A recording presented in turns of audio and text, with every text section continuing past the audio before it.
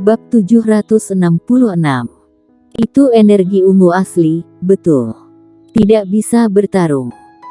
Di samping warrior yang, roh pedang berkata dengan sungguh-sungguh. Warrior yang mengangguk, entah itu Yivi atau orang setengah baya, kekuatan yang diciptakan oleh salah satu dari mereka sudah cukup untuk menghancurkan kota tanpa nama ini, dan kekuatan keduanya yang muncul bersama benar-benar cukup untuk mengubah kota tanpa nama ini menjadi bubuk serta master di kota tanpa nama ini.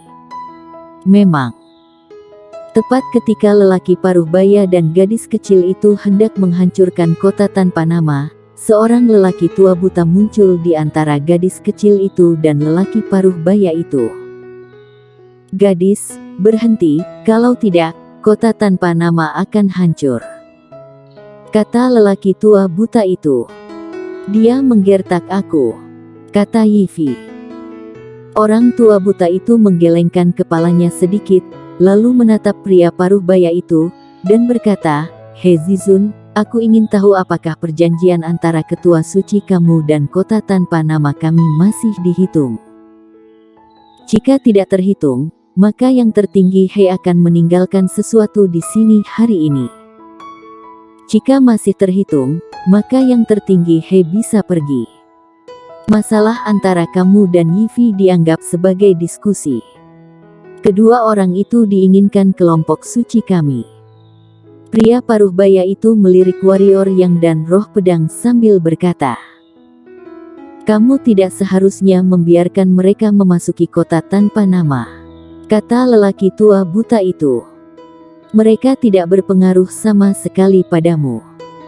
Pria paruh baya itu menatap langsung ke pria tua itu. Orang tua buta itu menggelengkan kepalanya dan berkata, "Karena gadis itu ingin melindungi mereka, maka mereka termasuk orang-orang dari kota tanpa nama kami, yang tertinggi He pergilah.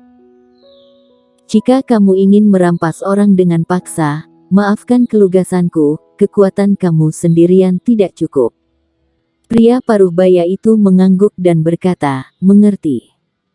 Jangan khawatir, jika aku datang lagi, percayalah, kalian tidak akan sanggup menghentikan."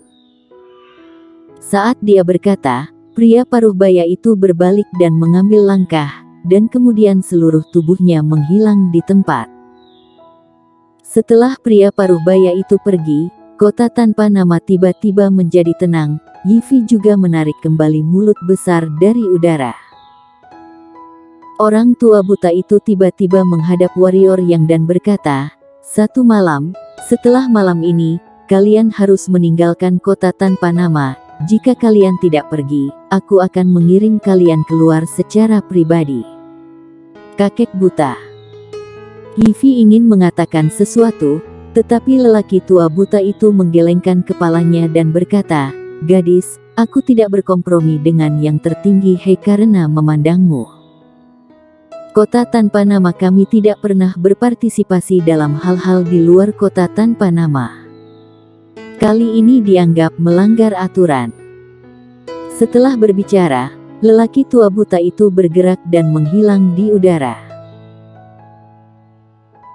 Yivi menoleh ke arah warrior yang, dan berkata, "Maaf, kalian benar-benar harus pergi, karena mereka memiliki perjanjian dengan tanah suci, untuk tidak ikut campur di luar kota tanpa nama, dan mereka juga tidak bisa ikut campur dalam urusan kota tanpa nama. Dan kalian bukan bagian dari kota tanpa nama, apalagi aku dengar banyak sekali orang jahat yang akan keluar, jadi kakek buta bahkan lebih kecil kemungkinannya untuk memiliki konflik dengan orang-orang di luar." Warrior yang mengangguk dan berkata, "Aku mengerti, Yivi, terima kasih kali ini." Kemudian, warrior yang melihat sekeliling dan berkata, "Yivi, dapatkah kamu membawa kami ke tempat yang sepi? Ada yang ingin aku tanyakan padamu." Yivi mengerjap, lalu mengangguk.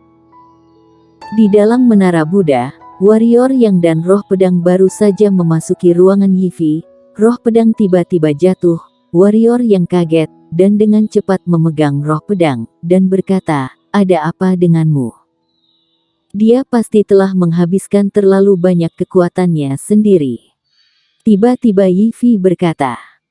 Warrior yang tiba-tiba sadar, dia hampir lupa.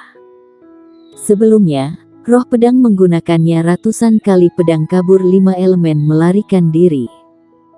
Dengan konsumsi gila-gilaan di sana, bahkan 2 master setengah suci pun tidak tahan.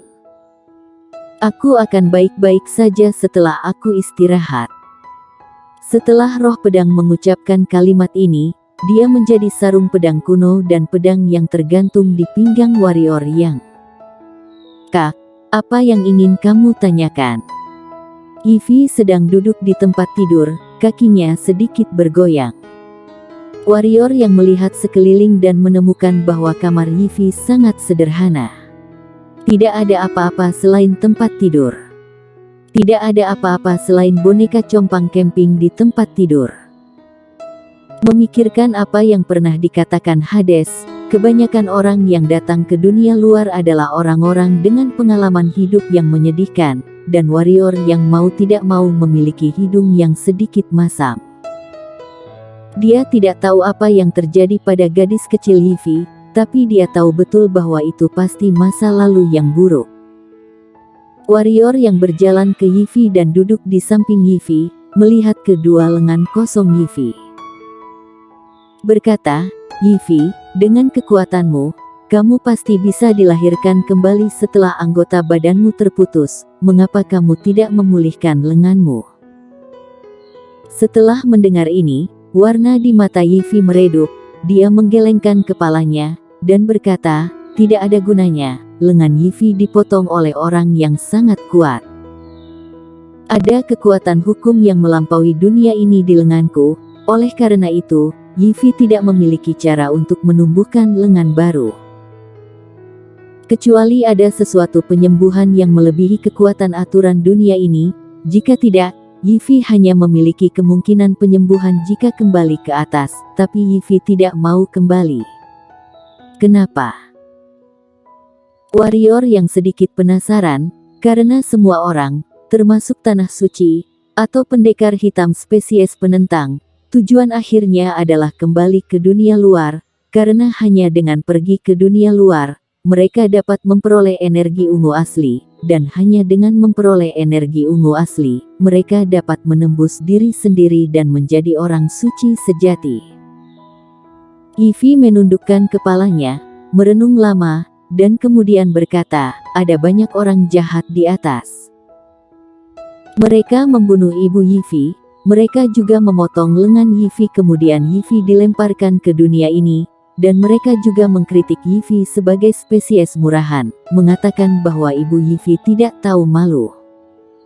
Tapi ibu Yifi jelas orang baik. Mengapa mereka memperlakukan ibu seperti ini? Mengapa mereka memperlakukan Yifi begitu? Mengapa? Berbicara tentang yang terakhir, roh jahat dan kebencian yang mengerikan keluar dari Yifi. Pada saat yang sama, ruang di sekitar Yifi berderit, seolah-olah akan pecah kapan saja. Warrior yang terkejut, dan dengan cepat berkata, Yifi, kamu tenang, jangan impulsif. Butuh waktu lama bagi Yifi untuk tenang, tetapi dia tidak berbicara lagi, hanya menundukkan kepalanya.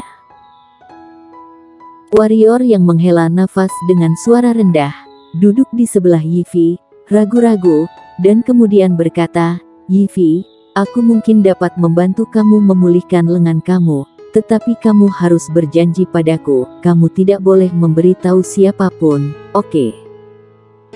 Yifi menatap warrior yang, dan butuh waktu lama sebelum dia berkata, benarkah? Ada sedikit ketidakpastian dalam suaranya. Warrior yang mengangguk dan berkata, tapi, kamu tidak boleh memberitahu orang lain, jika tidak, abangmu pasti dikejar sampai mati. Yifi mengangguk tajam. Warrior yang menarik napas dalam-dalam dan meletakkan tangannya di bahu Yifi, dan kemudian energi yang terkandung dalam energi ungu kosmik perlahan-lahan dimasukkan ke dalam tubuh Yifi. Energi apa yang dimiliki energi ungu kosmik? Tidak ada keraguan bahwa energi itu benar-benar di luar hukum dunia ini. Di mata warrior yang, itu adalah keberadaan yang mampu membuat master setengah suci menjadi suci dan membiarkan Yifi menumbuhkan lengan sebenarnya bukanlah hal yang sulit. Tentu saja, ini juga berisiko, karena jika Yifi berniat buruk, atau mengkhianatinya, maka dia akan berakhir. Warrior yang juga tahu bahwa dia sedikit impulsif kali ini, tetapi setelah melihat reaksi Yifi barusan, dia tidak ragu lagi. Selanjutnya, bantuan Yifi sebelumnya, tidak bisa tidak dibayar. Awalnya, Yifi bisa mendapatkan batu energi tingkat dari pria paruh baya itu hanya dengan menganggukkan kepala, tapi tidak jadi dan memilih menolak. Ini adalah alasan utama mengapa dia benar-benar memutuskan untuk membantunya. Saat energi ungu memasuki Yifi, mata Yifi tiba-tiba melebar, dan matanya dipenuhi dengan keterkejutan, kegembiraan, dan kesenangan. Namun, pada saat ini, kekuatan besar tiba-tiba menyebar dari lengan Yifi ke tangan warrior yang, wajah warrior yang berubah drastis, dan dia tidak punya waktu untuk siaga, tubuhnya terpental, dan akhirnya menabrak dinding ruangan dengan keras. Pupil mata Yifi menyusut dan sosoknya bergerak. Dia mendatangi warrior yang jatuh ke tanah, dan berkata, "Kak, tidak, itu bukan aku, bukan aku."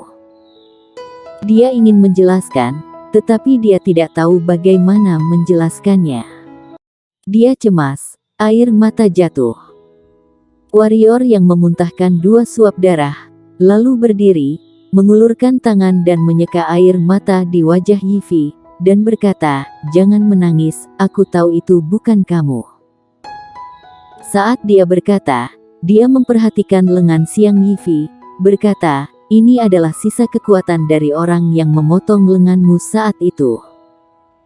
Berbicara tentang ini, warrior yang memiliki keseriusan di matanya. Sisa kekuatan yang bertahan membuatnya hampir tidak memiliki kekuatan untuk melawan. Seberapa kuatkah orang-orang dunia luar? Bagaimana bila dibandingkan dengan lelaki tua di pagoda Hongmeng? Sambil menggelengkan kepalanya, warrior yang menatap Yifi. Pada saat ini, Yifi menunjukkan senyum di wajahnya dan berkata, "Yang penting kakak percaya padaku." Warrior yang merasa lembut di hatinya, dan kemudian menekankan tangannya di bahu Yifi lagi, berkata, "Kali ini seharusnya tidak ada masalah. Setelah aku mengirimkan energi itu ke dalam tubuh kamu, kamu menggunakan energi itu untuk menumbuhkan kembali lenganmu, kamu tahu." Yifi menganggukkan kepalanya, dan setelah melihat ini, energi hitam di tubuh warrior yang mulai dipancarkan lagi. Saat energi ungu dari warrior yang dikirim ke Yifi, perlahan-lahan, lengan Yifi mulai tumbuh perlahan, dan wajah kecil Yifi penuh dengan kegembiraan. Sekitar setengah jam kemudian, warrior yang berhenti, dan kemudian tersenyum, "Oke, kamu gerakan." Pada saat ini, Yifi memiliki 2 lengan lagi di kedua lengan bajunya yang kosong. Yifi menatap tangannya dengan penuh semangat. Tangannya kecil dan putih. Jelas, dia sedikit tidak nyaman saat pertama kali membuka tangannya. Dia menggerakkan jarinya dengan lembut, karena takut tangannya akan hilang karena gerakannya yang besar. "Aku benar-benar punya tangan, aku benar-benar punya tangan." Yifi melihat tangannya dengan air mata di matanya, tapi ada senyum gembira di wajahnya. Dia menepuk tangannya dengan ringan pada awalnya, dan pada akhirnya, tangannya terus berayun, lalu menyentuh ini, menyentuh di sana.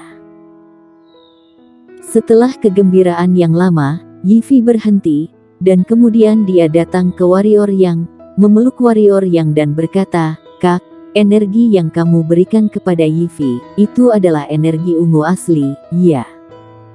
Tubuh warrior yang menegang. Bersambung.